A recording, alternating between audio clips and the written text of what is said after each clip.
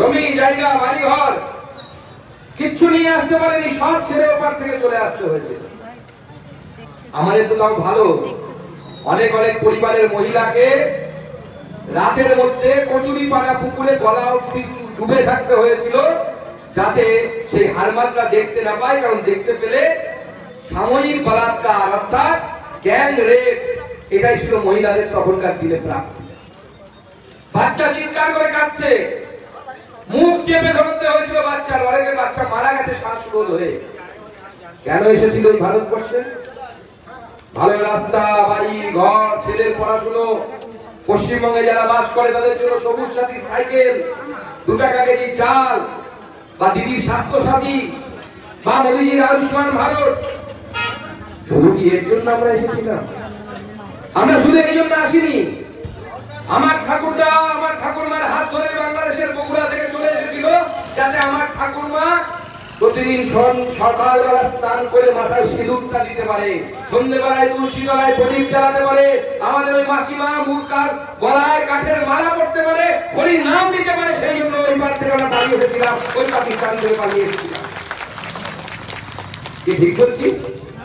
কিন্তু আমাদের বাঙালিদের একটা বড় দোষ, সেই জন্য বাঙালির প্রকোষ্ঠ তৈরি হয় না, সেজন্য বাঙালির কোনো লবি নেই। বলে আমাদেরকে সবাই ক্রিটিসাইজ করে, বলে আমরা নাকি কাকড়ার চাঁদ, একজন বাঙালি উঠতে গেলে আরেকজন পা ধরে টেনে নামায়।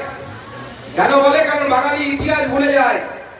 আরে চলুন কলকাতাতে বা অন্যান্য জায়গায় রূপবাস্তু বস্তিতে যান, মনে করে বলবে দাদা কি ভালো ছিলাম।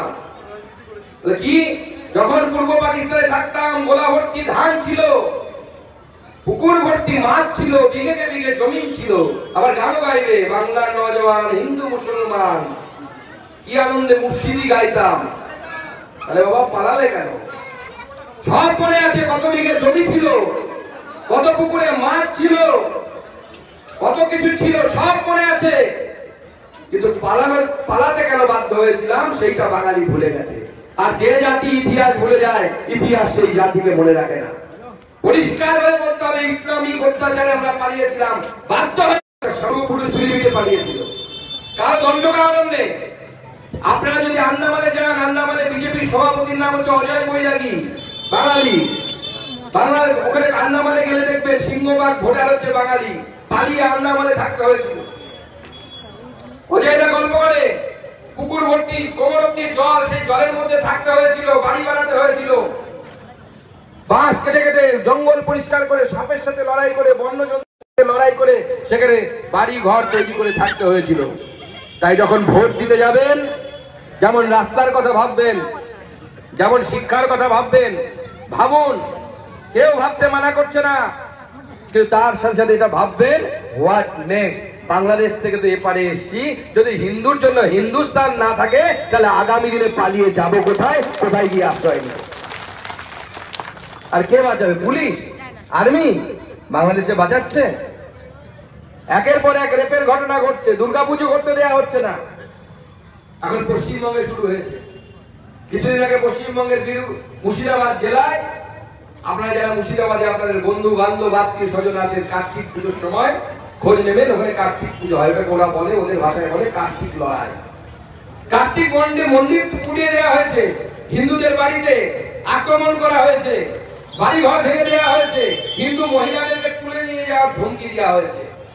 পশ্চিমবঙ্গের বুকে, পশ্চিমবঙ্গে মমতা ব্যানার্জি নিজের কলেজ, যে কলেজে মমতা বন্দ্যোপাধ্যায় নিজে পড়েছেন, সেই কলেজে সাবির আলী তৃণমূল ছাত্র পরিষদের নেতা হুমকি দিয়ে বলছে এখানে সরস্বতী পুজো করতে দেবো না, মেয়েদেরকে বলছে সরস্বতী পুজো করলে তোদের রেপ করে দেবো। তৃণমূল ছাত্র পরিষদের নেতা সাবির আলী মমতা বন্দ্যোপাধ্যায়ের কলেজে কলকাতার বুকে দাঁড়িয়ে এই কথা বলছে। ভাবছেন কোন দিকে যাচ্ছে? কারণ ইতিহাস ভুলে গেছি। সেটা সকলে ঐক্যবদ্ধ হয়ে বাঙালি যারা আছেন, বাঙালিদের যা সমস্যা তা সমাধান করার জন্য বাঙালির প্রকোষ্ঠ তৈরি হয়েছে।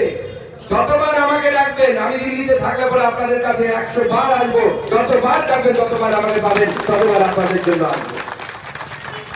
আমি বললাম সুকান্ত মজুমদার এসি ল্যাবে বসে আরামের জীবন কাটাতে পারতো, মাসে মাসে মাইনে পেতাম, গেলেও মাইনে পাবো, না গেলেও মাইনে পাবো, এরকম চাকরি করতাম। তো নেমেছি রোদে ঝড়ে মারামারি করে মমতা বন্দ্যোপাধ্যায় সরকার উৎখাত করার জন্য। কারণ বিজেপির যে নীতি, দেশ সর্বোপরি, দেশ যদি বাঁচে আমরা সবাই বাঁচবো, যদি হিন্দুস্তান বাঁচে হিন্দু বাঁচবে, অন্যান্যরা বাঁচবে, কিন্তু যদি হিন্দুস্তান না বাঁচে, এই ভারত যদি না বাঁচে, আর কিছু বাঁচবে।